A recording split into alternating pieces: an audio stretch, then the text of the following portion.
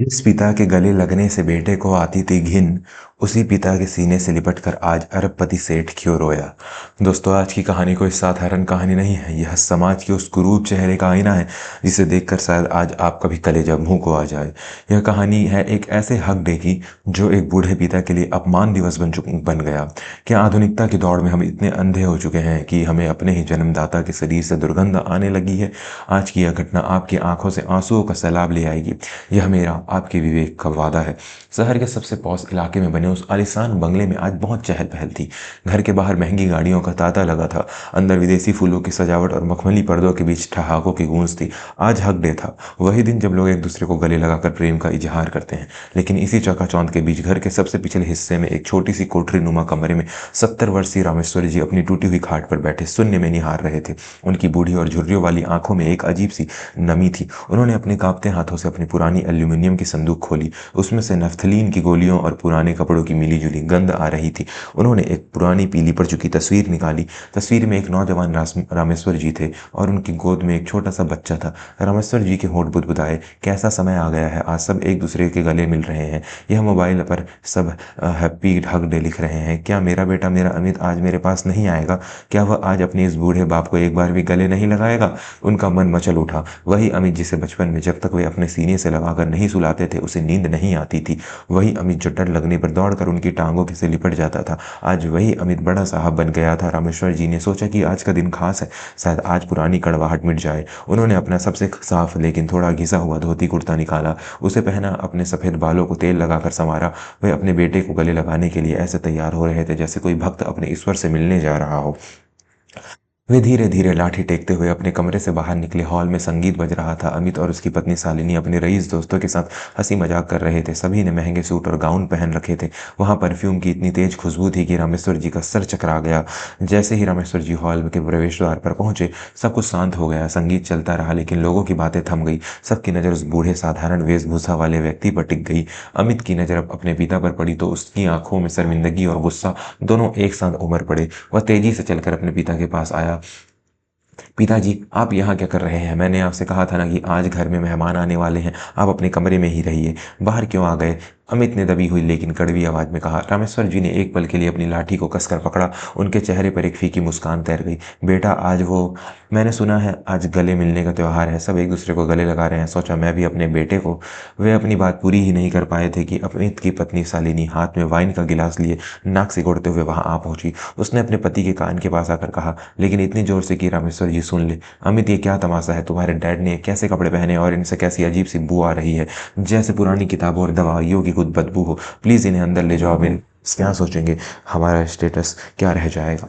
रामेश्वर जी के कानों में यह शब्द पिघले हुए शीशे की तरह उतरे। बदबू? जिस शरीर ने जीवन भर पसीना बहाकर कारखानों में धूल फांक कर इस बेटे को इस काबिल बनाया कि आज वह महलों में रहे, आज उसी शरीर से उसे बदबू आ रही थी। शालिनी ठीक कह रही थी पिताजी, अमित ने झुंझलाते हुए कहा। आप भी अंदर जाइए, आपकी वजह से मेरे क्लाइंट्स के सामने मेरा इंप्रेशन खराब हो रहा है। और ये गले मिलने का नाटक छोड़िए, ये सब हमारे लिए है। आप लोगों की उम्र अब भजन करने की है, गले मिलने की नहीं। रामेश्वर जी का दिल कांच के गिलास की तरह चकनाचूर हो गया। उन्होंने कांपते हुए हाथ बढ़ाए मानो भीख मांग रहे हो। बेटा, बस एक बार गले लग जा, मैं कसम खाता हूँ फिर तुरंत अंदर चला जाऊंगा। आज मन बड़ा व्याकुल हो रहा है। अमित ने घृणा से मुंह फेरा लिया। दोस्तों, जरा सोचिए उस पिता की हालत। वह अपने ही घर में अपने ही खून से एक आलिंगन की भीख मांग रहा था। यह दृश्य देखकर अगर आपका भी खून खौल रहा है तो समझ लीजिए कि आप एक सच्चे इंसान हैं।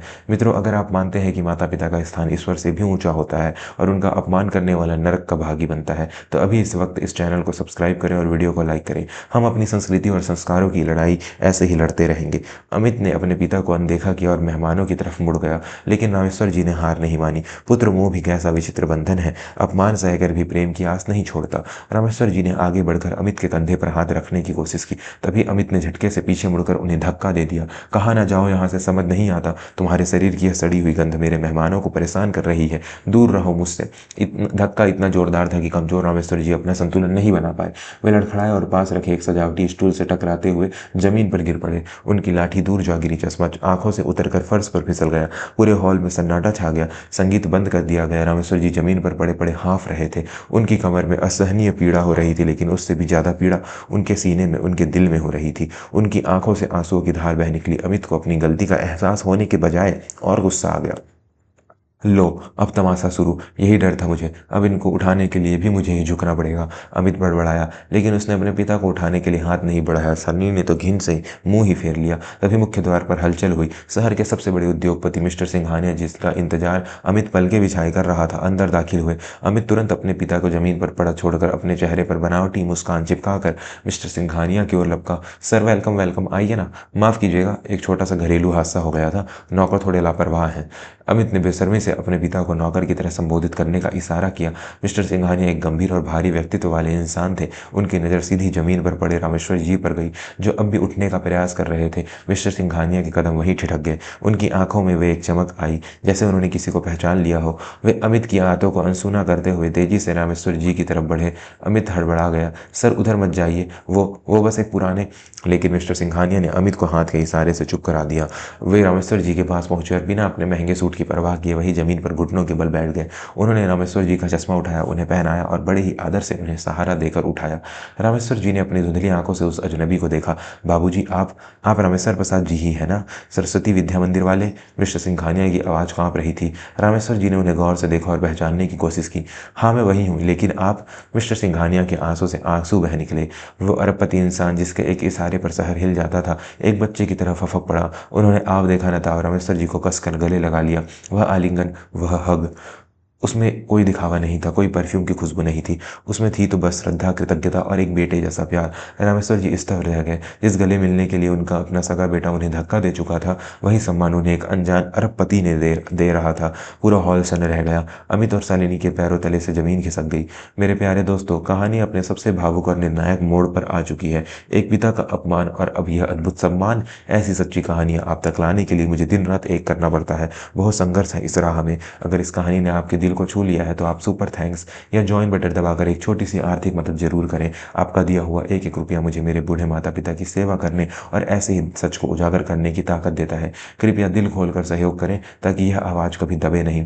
मिस्टर सिंघानिया ने रामेश्वर जी को गले से अलग किया, लेकिन उनके हाथ अभी भी रामेश्वर जी के हाथों में थे। उन्होंने भीड़ की तरफ और विशेषकर अमित की तरफ उंगली उठाकर गरजती हुई आवाज़ में कहा, अमित, तुम जानते हो ये कौन है? ये सिर्फ तुम्हारे पिता नहीं है, ये मेरे भगवान है। अमित का चेहरा पीला पड़ चुका था। भगवान? सर, ये तो बस एक साधारण क्लर्क थे। चुप रहो, सिंघानिया दहाड़े। साधारण क्लर्क? आज मैं जो भी कुछ हूँ इन्हीं की बदौलत हूँ। 35 साल पहले जब मैं एक अनाथ और गरीब छात्र था, मेरे पास फीस भरने के पैसे नहीं थे, मुझे स्कूल से निकाला जा रहा था, तब रामेश्वर बाबू ने अपनी पूरे महीने की तनख्वाह, जो इन्होंने अपनी पत्नी के इलाज के लिए बचाई थी, मेरी फीस भरने में लगा दी थी। हॉल में पिन ड्रॉप साइलेंस था। सिंघानिया की आवाज़ भारी हो गई। इन्होंने उस दिन मुझसे कहा था, बेटा, पैसा तो फिर कमा लूंगा, लेकिन अगर तेरी शिक्षा रुक गई तो देर से खीरा खो देगा। उस दिन उन्होंने मुझे गले लगाया था। उस आलिंगन में इतनी ताकत थी कि उस अनाथ बच्चे को दुनिया से लड़ने का हौसला मिल गया। इनके शरीर से मुझे कभी बदबू नहीं आई अमित, मुझे हमेशा चंदन की खुशबू आई, त्याग की खुशबू। सिंघानिया ने फिर से रामेश्वर जी के चरण स्पर्श किए। बाबूजी, मुझे माफ़ कर दीजिए, मैं इतने सालों से आपको ढूंढ रहा था। आज किस्मत मुझे आपके पास ले आई, लेकिन किस हाल में? आपका अपना बेटा आपको धक्का दे रहा है। रामेश्वर जी की आंखों से अविरल अश्रुधारा बह रही थी। आज उनका सीना गर्व से चौड़ा हो गया था। उन्होंने सिंघानिया के सिर पर हाथ रखा। बेटा, तू तो बहुत बड़ा आदमी बन गया, सुखी रहे। सिंघानिया ने खड़े होकर अपनी जेब से एक चेक बुक निकाली और वहीं खड़े खड़े एक चेक साइन किया। फिर उन्होंने अमित की तरफ देखा, जिसकी आंखों में अब लालच और डर दोनों दिखाई दे रहे थे।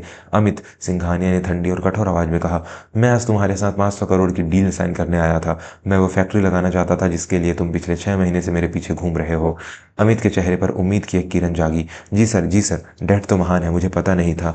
अब तो हम पार्टनर बन सकते हैं ना? सिंघानिया ने वो चेक अमित के सामने लहराया और धीरे से उसे 2 टुकड़ों में फाड़ दिया। सौदा तो मैंने कर लिया है अमित, लेकिन तुम्हारे साथ नहीं। जो इंसान अपने जन्मदाता का नहीं हो सका, वो बिजनेस में मेरा वफादार क्या होगा? जो अपने पिता की बदबू बर्दाश्त नहीं कर सकता, वो मेरी कंपनी की जिम्मेदारियां क्या उठाएगा? सिंघानिया ने रामेश्वर जी का हाथ थाम लिया। बाबूजी, मेरा एक बहुत बड़ा वृद्धाश्रम और अनाथालय का ट्रस्ट है। मैं चाहता हूं कि आप उसके अध्यक्ष बने। वो जगह, वो मान सम्मान, वो गाड़ी बंगला, सब वहां आपका इंतजार कर रहा है। यहाँ इस नर्क में आपको रहने की जरूरत नहीं है। क्या आप मेरे साथ चलेंगे? मुझे आज हक डे पर आपसे बस यही उपहार चाहिए। रामेश्वर जी ने एक बार अपने बेटे अमित की ओर और बहू शालिनी की तरफ देखा। वे दोनों एक अब नजरें झुकाए खड़े थे, लेकिन उनकी आंखों में पश्चाताप से ज्यादा 500 करोड़ के नुकसान का अफसोस दिख रहा था। रामेश्वर जी समझ गए कि यहाँ रिश्तों की नहीं रुपयों की पूजा होती है। हाँ बेटा, रामेश्वर जी ने सिंघानिया से कहा, ले चल मुझे, जहाँ सम्मान हो वहीं घर है, जहाँ तिरस्कार हो वो तो महल होकर भी कैद खाना है। मिस्टर सिंघानिया ने बड़े ही शान से रामेश्वर जी को सहारा दिया और उन्हें लेकर मुख्य द्वार की तरफ बढ़ गए। अमित पीछे से चिल्लाता रहा, पिताजी पिताजी रुकिए, मुझसे गलती हो गई। लेकिन रामेश्वर जी ने मुड़कर नहीं देखा। वे उस आलीशान बंगले को, उस कलयुगी बेटे को और उस झूठी दुनिया को पीछे छोड़कर अपने सच्चे बेटे के साथ निकल गए। अमित और शालिनी उस सजे धजे हॉल में भीड़ के बीच भी बिल्कुल अकेले खड़े रह गए। उनकी दौलत, उनका स्टेटस, उनकी पार्टी, सब कुछ होते हुए भी आज वे सबसे बड़े भिखारी बन चुके थे। दोस्तों, हक डे या कोई भी दिन हो, असली त्योहार तब होता है जब हम अपनों के दिलों से जुड़ते हैं। माता पिता का शरीर बूढ़ा हो सकता है, लेकिन उनका आशीर्वाद हमेशा जवान रहता है। जिस दिन आप अपने माता पिता को गले लगाने में शर्म महसूस करने लगे, समझ लीजिएगा कि आपका पतन शुरू हो चुका है। क्या रामेश्वर जी ने अमित को छोड़कर सही किया या उन्हें माफ कर देना चाहिए था? अपने विचार कमेंट में जरूर लिखें। मित्रों, अगर आज की कहानी ने आपकी आंखों को नम किया है तो जाते जाते इस वीडियो को अपने परिवार के ग्रुप्स में जरूर शेयर करें। और हाँ, अगली कहानी आप किस विषय पर सुनना चाहते हैं? दहेज का लालच, सौतेली माँ का प्यार या भाई भाई का बंटवारा? हमारे मेंबर्स कमेंट करके या सुपर चैट के जरिए अपना टॉपिक बता सकते हैं। मैं अपने सपोर्टर्स की बात सबसे पहले सुनता हूँ। जय हिंद, जय भारत। अपने माता पिता की सेवा करते रहिए।